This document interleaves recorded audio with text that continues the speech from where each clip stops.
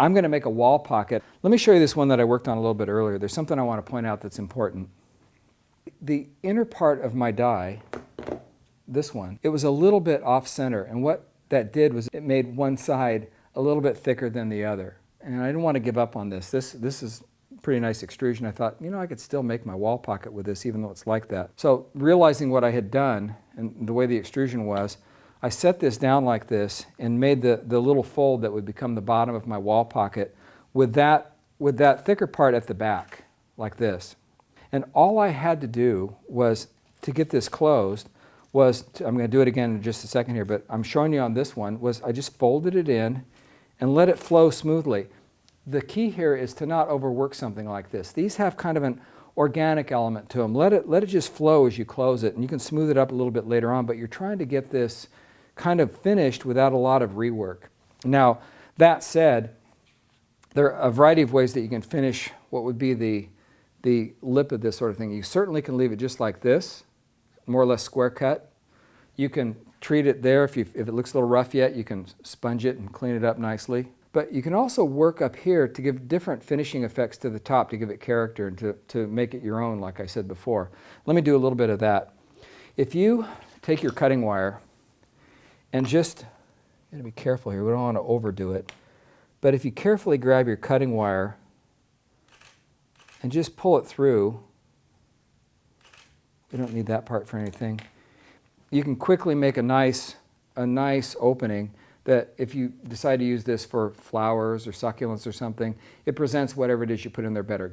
If it's something that you want cascading over the front, now it'll do that a little bit better. So that's one of your options. In the next one, I'll show you another way you can finish it, but this has a lot of potential. You can smooth these.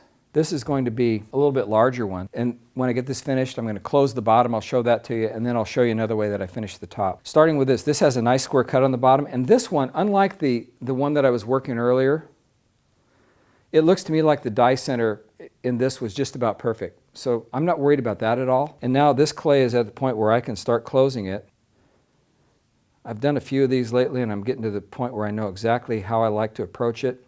I suppose the best thing to show you is that you don't do any of this too fast. There's no need to be in a rush. Just coax it down. I'm not worried. The clay's soft enough. I'm not worried about a lot of applying of slip and scoring and all that sort of treatment, and it's not really necessary. I can see a little bit of cracking going on here on the edges. I did it before and it looked kind of nice actually. I thought it would kind of look good, so I've added a little water there. That'll help. But now I'm just going to coax this in, and as I do these, I like these natural folds. It seems to be nice for the pooling of the glaze. You'll start, as you work with things like this, you'll start to have glazes that you know of in mind that you think will work the best, glazes that you know will move into some of these crevices and areas that'll be flattering to the piece. I've gotten this folded in like this. They're going to seal up, but I have some extra down here that I don't really need. So what I'm going to do is use my blade and just trim it right where I like it. That gives a nice finish to that bottom, but I still have some of my nice folds. Another thing that comes to mind is if you know that you're going to use something like your wall pocket and it's going to have plants in it or something that needs drainage, now's the time to insert any kind of stick. I use chopsticks commonly to open up a drain hole in this. As you push it in, you'll feel it reach the inside of the wall pocket itself. Draw that out, finish it to any extent that you want. You can smooth that later, just leave it like it is, but that way you know you have drainage. The one thing that you'll find that you have to do most of the time with any wall pocket, of course, is that you're going to have to make a hole in the back so this can be mounted. This is simple enough done with really any kind of tool, but what's essential is that you find the center point of the back of this.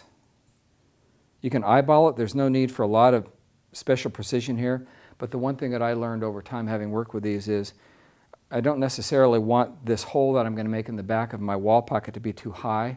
I can lower it, and that makes it less conspicuous from the front. So I'm just finding a spot right here.